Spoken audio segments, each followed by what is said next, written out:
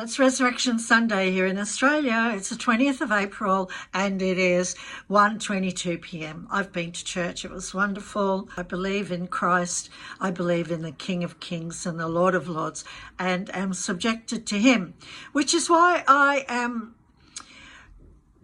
speaking out in relation to the King's Easter speech. I've been reluctant to criticise the King this year following his Christmas speech, which didn't go down very well.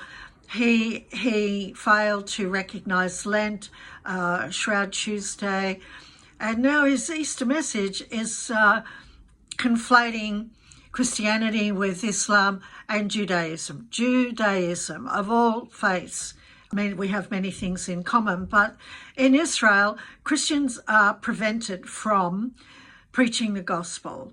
And Islam, I'm not talking about every Muslim, so I'm talking about the political theology of Islam. They want to cut our heads off. Let's call it what it is, okay? And I'm sorry, Islamophobia was created by Islam, you know, in order to gaslight the West. What on earth is the King doing? I really feel he is overreached here. I believe that he is like a man, you know, on his last legs, trying to make his legacy known, trying to put out that which he wants to be remembered for. But I think for this reason, he'll be forgotten for it. I don't think this will make him a memorable king. It's pretty sad. It's pretty sad. I support the King. I support the monarchy. I support the crown. I kind of like the King. I've come around to the King.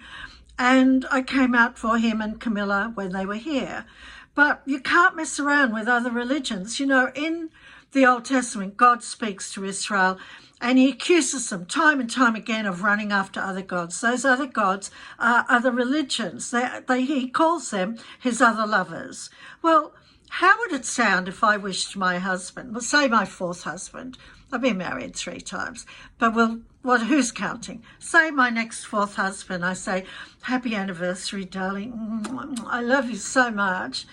Oh yeah, but I loved my previous husband as well. Let's include him in this occasion. Oh, and then there was my second husband. Oh, let me tell you about him.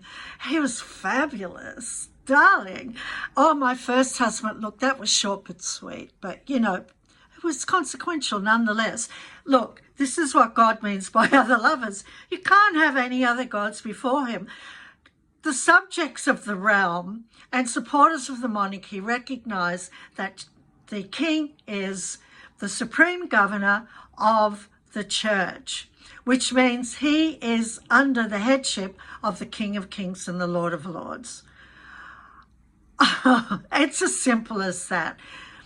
King Charles, in my view, and I feel, I'm not throwing this out there, I actually believe this, that he has been weighed in the balance and found wanting. And I feel disappointed about that.